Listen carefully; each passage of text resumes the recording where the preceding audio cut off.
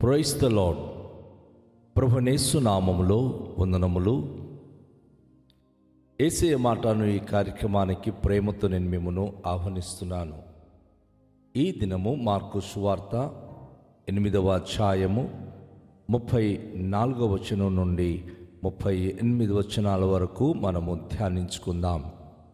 అంతటా ఆయన తన శిష్యులను జనసమూహమును తన యొద్దకు పిలిచి, నన్ను వెంబడింపగోరువాడు తన్ను తాను ఉపేక్షించుకొని తన సిలువనెత్తుకొని నన్ను వెంబడింపవలెను. తన ప్రాణమును రక్షించుకొనగోరువాడు దాన్ని పోగొట్టుకొనును. నా నిమిత్తము, సువార్త నిమిత్తము తన ప్రాణమును పోగొట్టుకునివాడు దాన్ని రక్షించుకొనును. ఒకడు సర్వలోకమును సంపాదించుకొని తన ప్రాణమును పోగొట్టుకొనుట వానికేమి ప్రయోజనము? మనుష్యుడు తన ప్రాణమునకు ప్రతిగా ఏమి ఇవ్వగలడు? వ్యభిచారమును పాపమును చేయు ఈ తరమును వారితో నన్ను గూర్చి, నా మాటను గూర్చి సిగ్గుపడువాడెవడో వానిని గూర్చి మనుష్య కుమారుడు తన తండ్రి మహిమ గలవాడు పరిశుద్ధ దూతలతో కూడా వచ్చినప్పుడు సిగ్గుపడునని చెప్పెను. ప్రియమైన దేవుని యొక్క బిడ్డలారా, ఈ ప్రశస్తమైన సమయంలో దేవుని యొక్క మాటలను మనం ధ్యానిస్తున్నాం. ప్రభువైన యేసుక్రీస్తు వారు అద్భుతమైన ఒక మాటను ఇక్కడ తెలియచేస్తూ ఉన్నాడు. 2025 సంవత్సరాలు నాటికి ప్రభువైన యేసు మాటలు ఏళ్ల తరబడి ప్రకటించబడుతూ వస్తూ ఉంది. కానీ తనను వెంబడించేటటువంటి వారు, ప్రభువును నమ్మేటటువంటి వారు శోధన శ్రమలు పడినప్పుడు అనేక మంది వెనక్కి దిగజారిపోతూ ఉన్నారు. అయితే ప్రభువారు ఇక్కడ ఏమని చెప్తా ఉన్నారంటే, జనసమూహమును తన యొద్దకు పిలిచి, నన్ను వెంబడింపగోరువాడు తన్ను తాను ఉపేక్షించుకొని తన సిలువ ఎత్తుకొని వెంబడింపవలెను. తన్ను తాను ఉపేక్షించుకొని అంటే నేను ఏమి కాను. ఈరోజు నేను ఏమై ఉన్నానో అది నా దేవుని వలన అయి ఉన్నాననేది ప్రతి వ్యక్తి తన హృదయములో గుర్తుంచుకోవాలి. చాలామంది దేవుడు లేడు, దేవత లేదు, ఏమీ లేదు అనేటటువంటి నాస్తిక వర్గానికి సంబంధించిన వ్యక్తులను మనం చూస్తూ ఉంటాం. మనంతట మనము కలగలేదండి. దేవుడు బహుమానంగా మన తల్లి తండ్రి గర్భములో మనను జన్మింపచేశాడు. పుట్టిన మనము ఏమై ఉన్నామో అది దేవుని వలననే ఒక్కొక్క స్టెప్ బై స్టెప్ మనం దీవించబడి వృద్ధి పొందుతున్నాం. కనుక ఫస్ట్ ఆఫ్ ఆల్ మనం ఏం చేయాలంటే, ప్రభువును గనుక వెంబడించాలనుకుంటే మన స్టేటస్ మనం చూడకూడదు, మన హోదాను మనం చూడకూడదు, మేము ఈ స్థితిలో ఉన్నాం అని అనుకోకూడదు. మనం ఉపేక్షించుకోవాలి. నేను ఏమి కాను, ఆయన సృష్టిని నేను, తన ద్వారా నేను నిర్మించబడ్డాను, నా దేవుని నేను తెలుసుకున్నాను కనుక దేవుని కొరకు నేను జీవించాలి అనే భావన మన జీవితంలో కలిగి ఉండాలి. అదే సమయంలో మన సిలువనెత్తుకొని వెంబడించాలి. సిలువ అనగా అనేక మంది మనను దూషిస్తారు, ద్వేషిస్తారు. అనుదినము మనకు సిలువ మీద యేసు ప్రభును ఎక్కించినట్లుగా ప్రభు కొరకు జీవిస్తున్న మనలను లోకము కూడా సిలువ వేస్తూ ఉంది, అవమానిస్తూ ఉంది. రకరకాల విధంగా శోధనాలు మనను నెట్టుతూ ఉన్నప్పుడు, ఎన్నో మేకులు మనకు కొట్టినప్పుడు, ఎన్నో అవమానములతో మన జీవితాలను భయంకరంగా అవమానించినప్పుడు మనం ఏమాత్రము సిగ్గుపడక మన సమస్తమైనటువంటి భారమును వహించాలి. ఎవరు ఏమనుకున్నా వారి మాటలను బట్టి మనం వెనక్కి దిగజారిపోయేవారు కాకూడదు. చాలామంది మందిరానికి వచ్చి ప్రభువును నమ్ముకొని ప్రభువును వెంబడించినప్పుడు ఒక చిన్న మాట గనుక ఎవరైనా గాయపరిచే మాట అంటే వెనక్కి వెళ్ళిపోయి చర్చ్ మానేస్తారు, సంఘాన్ని మానేస్తారు. ఒక విధంగా చెప్పాలంటే వారికి రక్షణలో నడిపించిన దైవజనుని దూషించి వెళ్ళిపోతారు. అది సరైన క్రైస్తవ జీవితము కాదు. ప్రభు అంటున్నాడు, నిన్ను ఎవరైనా ఏదైనా అన్నప్పుడు నీ సిలువ నువ్వు మోసుకుంటూ యేసును వెంబడించాలి. నిన్ను నువ్వు ఉపేక్షించుకొని సిలువ ఎత్తుకొని వెంబడించాలి. ఒకవేళ ఒక మనిషి తన జీవిత కాలములో, ఇక్కడ ప్రభువారు అద్భుతమైన మాట తెలియచేస్తూ ఉన్నాడు, తన ప్రాణమును రక్షించగోరుకొనువాడు దాన్ని పోగొట్టుకుంటాడు. నా ప్రాణాన్ని నేను రక్షించుకుంటాను, ఎందుకు ఎవరి జోలికి పోవాలి, ఎందుకు ఎవరితో నేను అవసరం లేదు, నా మట్టుకు నేను మంచిగా తింటూ త్రాగుతూ నా ఇంట్లో కమ్మగా బ్రతికితే చాలు అనుకుంటే అది పోగొట్టుకుంటాడు. తన ప్రాణాన్ని కాపాడుకోవాలనుకున్నవాడు ఖచ్చితంగా దానిని పోగొట్టుకుంటాడు. నా నిమిత్తము, సువార్త నిమిత్తము తన ప్రాణమును పోగొట్టుకున్నవాడు దాన్ని రక్షించుకొనును. ఇందులో చాలా భావం ఉంది. తన ప్రాణాన్ని ప్రేమించి తన జీవం కొరకు పాట్లు పడి ప్రభు ఇచ్చే దీవెనలన్నీ కూడా స్వార్థం కోసం వినియోగించుకున్నవాడు ఒకరోజు తన ప్రాణము పోగొట్టుకుంటాడు. అనగా అది నరకములో పడినప్పుడు అది కాపాడుకోలేడు. ఈరోజు చాలామంది దేవుని నమ్ముకుంటున్నామని చెప్పి వారి స్వార్థం కోసము దేవుని దగ్గరికి వస్తారు. అది అయిపోయిన తర్వాత, వారు కూరుకున్నది వారికి దొరికిన తర్వాత ప్రభువును వారు విడిచిపెట్టి ఇదే మా లోకం అనుకుంటారు. కానీ ప్రభు అంటున్నాడు, అది మీరు పోగొట్టుకుంటారు.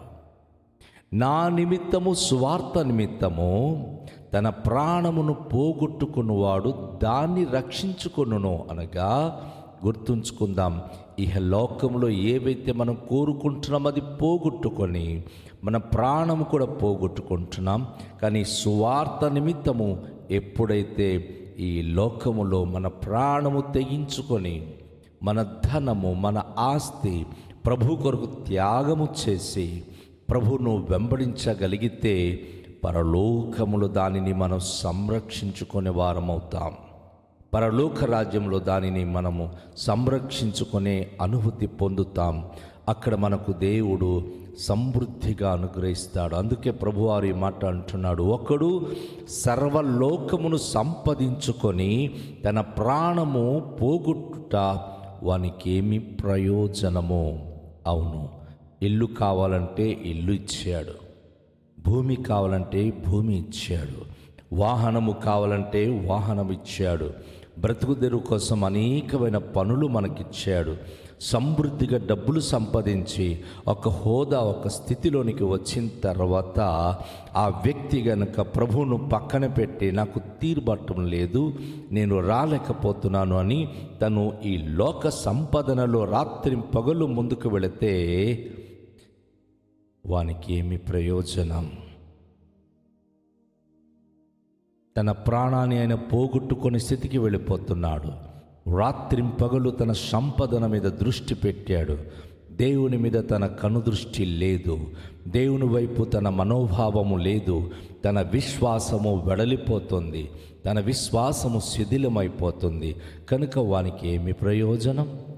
సర్వలోకమైతే సంపాదించాడు, కానీ వానికి ఏమి ప్రయోజనం? ఎందుకంటే సంపాదించాల్సిన దేవుని సంపాదించడము లేదు. దేవుడు దీవిస్తున్నాడు కాబట్టి నాకు వాహనము, దేవుడు నాకు దీవించాడు కాబట్టి పనులు, దేవుడు నాకు దీవించాడు కాబట్టి ఇల్లు కట్టుకున్నాను, ఇవన్నీ నేనే. ప్రియ సోదరి సహోదరుడా, నేను నాది అనే అహంకారము ఎప్పుడైతే చొరబడుతుందో దేవుని యొక్క మహోన్నత నామాన్ని అక్కడ ఉండడానికి ఇష్టపడదు.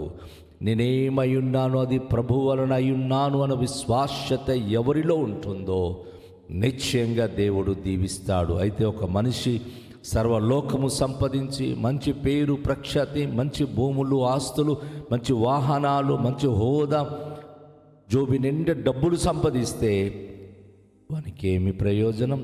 మనుషుడు తన ప్రాణమునకు ప్రతిగా ఏమి ఇయ్యగలడు? దేవుని యొక్క సన్నిధి కంటే ఆ మనిషికి ప్రయోజనకరమైనది ఏమిటి? తన ప్రాణము దేవుడిచ్చాడు. ఆ ప్రాణము దేవుని కొరకే అర్పించాలి. దేవుని మహిమ కొరకే ఆయన జీవించాలి. అయితే లోకము సంపాదించుకొని తన ప్రాణానికి, తన ఆత్మకు గనుక నిర్లక్ష్యము చేస్తే, ఆ ప్రాణమే గనుక నరకాగ్నిలో పడబోతే లేక పడవేయబడితే దానికి ప్రతిగా ఏమి ఇవ్వగలడు? ప్రతి ఒక్కరూ బ్రతికి ఉండగానే పశ్చాత్తాప హృదయముతో తన ప్రాణానికి విరుద్ధంగా, దేవునికి విరుద్ధంగా మాట జారినా, అలాంటి మార్గములో అనుసరించినా, అలాంటి బ్రతుకు అలవాటు పడి ఉన్నా నిన్ను నువ్వు ఉపేక్షించుకొననిదే దేవుడు నిన్ను చేర్చుకోడు. నిన్ను నువ్వు సరి చేసుకోకపోతే ప్రభు రాజ్యానికి చేరలేవు. కనుక మనుషుడు తన ప్రాణమునకు ప్రతిగా ఏమి ఇవ్వగలడు? ఇక్కడ ఎంత అద్భుతమైన మాట ప్రభు తెలియచేస్తున్నాడంటే, వ్యభిచారమును పాపమును చేయు ఈ తరము వారిలో నన్ను గూర్చి, నా మాటను గూర్చి సిగ్గుపాడువాడు ఎవడో వానిని గూర్చి మనిషి కుమారుడు తన తండ్రి మహిమ గలవాడు పరిశుద్ధ దూతలతో కూడా వచ్చినప్పుడు సిగ్గుపడునని చెప్పాను. అవును, వ్యభిచారము చేస్తూ పాపము చేస్తున్న తరము వారని, నేటి తరము వారి గురించి ప్రభువారు మాట్లాడుతూ ఉన్నాడు. అవునండి, వ్యభిచారము అంటే స్త్రీ సాంగత్యమే కాకుండా దేవుని సన్నిధిని విడిచి వేరే వేరే సన్నిధి, వేరే వేరే వ్యక్తులను అనుసరించి పాపరోత బ్రతుకుతున్నటువంటి వారు దేవుని యొక్క సన్నిధిలో చర్చ్కి ఎందుకు వెళ్ళవు, ప్రార్థనకి ఎందుకు వెళ్ళవంటే, మాకు ఇష్టం లేదండి, మాకు నచ్చదండి, మేము పలానా చోటికి వెళతామండి అని ప్రభువు గురించి సిగ్గుపడుతున్నావా? నీ సంఘం గురించి నువ్వు సిగ్గుపడుతున్నావా? నిన్ను బోధించిన బోధకుని దగ్గరికి రావడానికి సిగ్గుపడుతున్నావా? ప్రభు అంటున్నాడు కదా, ఒకవేళ గనుక నువ్వు సిగ్గుపడే వ్యక్తి అయితే మనిషి కుమారుడు మహిమగలగా వాడుగా వచ్చినప్పుడు యేసయ్య మాట గురించి సిగ్గుపడి యేసయ్య దగ్గరికి వచ్చి యేసయ్యతో కలిసి జీవించడానికి, ఆరాధించడానికి నువ్వు గనుక వ్యతిరేకమైన జీవితము కలిగి ఉంటే, ప్రభు వచ్చినప్పుడు నువ్వు ఎవరు నేను ఎరుగను అని చెప్తే నీ గతి ఏమిటి? నువ్వు ఎవరో నాకు తెలియదని గనుక ప్రభు చేత అనిపించబడితే నీ స్థితి ఏమిటి? చాలామంది లోకాన్ని ప్రేమించి, లోకంలో స్నేహితులను ప్రేమించి, లోకస్తులను ప్రేమించి దేవునికి దూరం అయిపోతున్నారు. అయ్యో నా ప్రియ సోదరుడా, నా సహోదరి, నా కుమారుడా, నా కుమార్తె, దేవుడు ఈరోజు మాట్లాడుతూ ఉన్నాడు. లోకంలో ఎవరినైనా ఇంపార్టెన్స్ ఇచ్చి, ప్రాముఖ్యత ఇచ్చి దేవునికి గనుక నిర్లక్ష్యము చేస్తే నువ్వు పరలోక రాజ్యంలో నిర్లక్ష్యము చేయబడతావు. ఆయన రాజ్యంలో, ఆయన సన్నిధిలోనికి చేరలేవు. నీ దేవుని కొరకు కష్టపడు, దేవుని కొరకు పని చేయి, నమ్మకంగా ఉండు. దేవుని రాజ్య వ్యాప్తి కొరకు నువ్వు ఎంతైనా శ్రమిస్తే పరలోక రాజ్యంలో అంత అద్భుతమైన ఆశీర్వాదానికి వారసుడు కాగలవు. తలలుంచుకొని ప్రార్థన చేద్దాం. మిక్కిలి దయగల తండ్రి, మీకు స్తోత్రాలు. ఈరోజు మీ నిమిత్తము, మీ నామము నిమిత్తం, మీ పరిచయం నిమిత్తం ఎవరైతే ఉపేక్షించుకొని, తనకు తాను ఉపేక్షించు సిలువ మోసుకొని లోకము సంపాదించడం కంటే ప్రభు మిమ్మును సంపాదించి మీ కొరకు ప్రభునైనా ప్రయాసపడి, తండ్రి ఎక్కడైనా ఎలాంటి పరిస్థితులైనా మిమ్మల్ని గురించి సిగ్గుపడక ధైర్యంగా నేను దేవుని బిడ్డనని చెప్పుకొనొచ్చు మీ పని చేయడానికి ముందుకొస్తారో పరలోక రాజ్యంలో వారు ఎంతో గొప్పవారుగా జీవించగలరు. ఈ దినము అట్టి భాగ్యము మాలో ప్రతి ఒక్కరూ కలిగి ఉండడానికి అటు దీవెన మాకు దయచేయమని యేసు నామంలో ప్రార్థిస్తున్నాము తండ్రి, ఆమేన్. అందరికీ షాలోం. ప్రభు మనలను దీవించునుగాక.